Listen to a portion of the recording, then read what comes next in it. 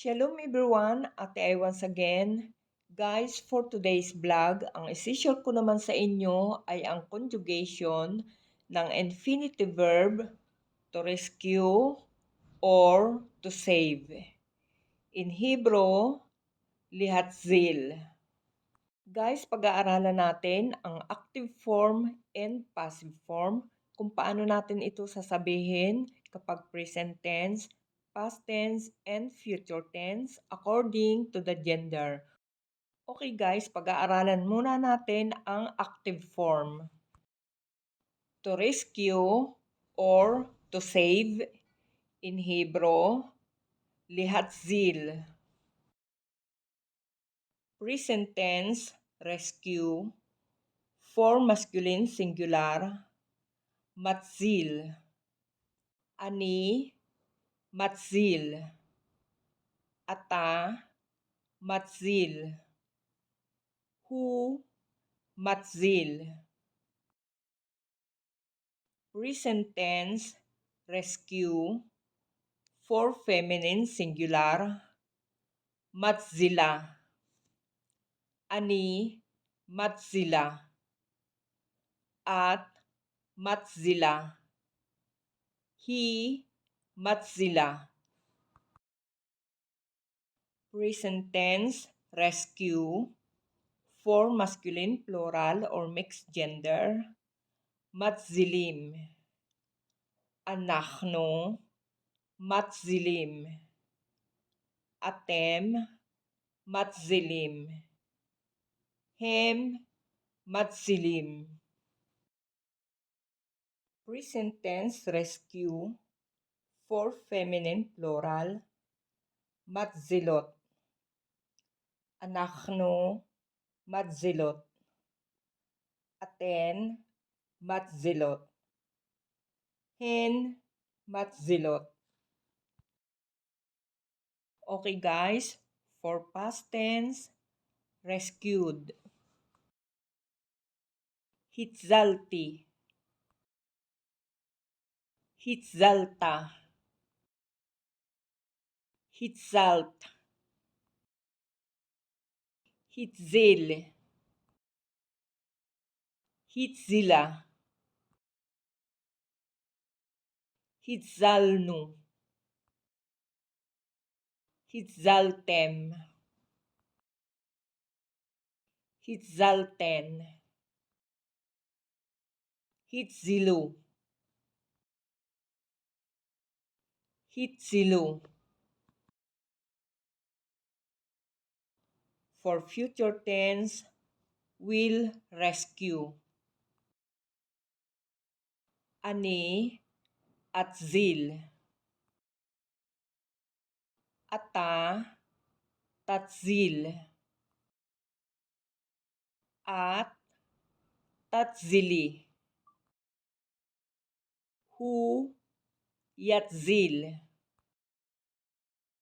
Hi, tatzil. Anachno, natzil. Atem, tatzilu. Aten, tatzelna. Hem, yatzilu. Hen, tatzelna. Okay guys, now ibibigay ko naman ang imperative or ang command. Imperative, rescue. For masculine singular, hatzel. Imperative, rescue. For feminine singular, hatzeli. Imperative, rescue. For masculine plural, hatzilu. Imperative, rescue. For feminine plural, hatzelna. Okay guys, bago natin pag-aralan ang passive form ng infinitive to rescue, paalala lang po baka meron pa pong hindi nakasubscribe, please subscribe na at huwag rin pong kalilimutan i-on ang notification bell. Okay guys, now pag-aaralan naman natin ang passive form ng infinitive to rescue, kung paano natin ito sasabihin sa Hebrew kapag present tense, past tense, and future tense according to the gender.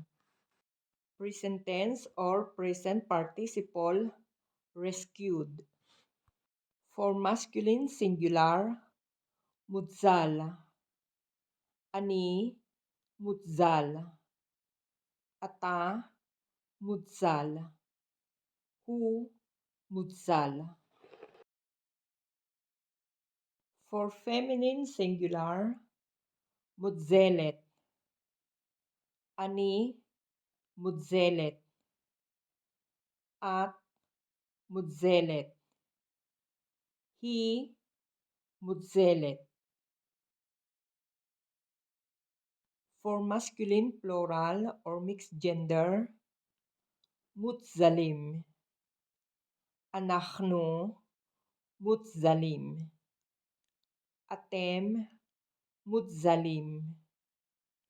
Hem, mutzalim.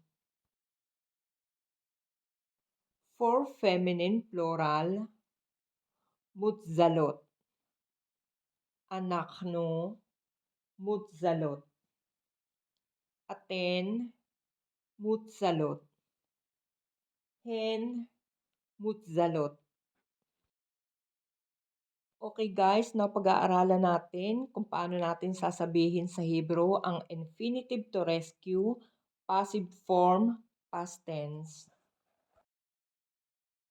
For past tense, rescued. Hutzalte. Hutzalta. Hutzalt. Hutzal. Hutzla. Hutzalnu. Hutzaltem. Hutzalten. Hutzlu.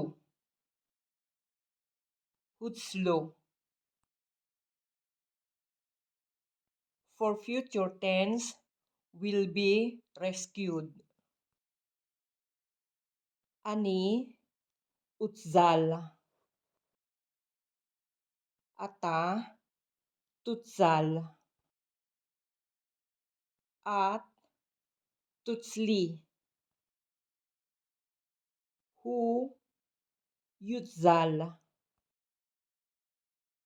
Hi, tutzal. Anachnu, nutzal. Atem, tutzlu. Aten, tutzalna. Hem, yutzlu. Hen, tutzalna. Okay guys, this is the end for today's vlog. I'm happy na na-share ko sa inyo kung paano natin sasabihin sa Hebrew ang infinitive to rescue, active form, and passive form. Shalom sa mga kababayan kong caregiver dyan sa Israel. Guys, pag-aralan nyo ang words na ito dahil sa time ng kaguluhan, magagamit nyo. Habirim, please don't forget to like, share, comment, and subscribe. And don't forget to click the notification bell para lagi kayong ma-notify kapag may bagong upload na video. Guys, see you on my next vlog. God bless you all. Elohim, Yesmor Alechem. Lihitraot.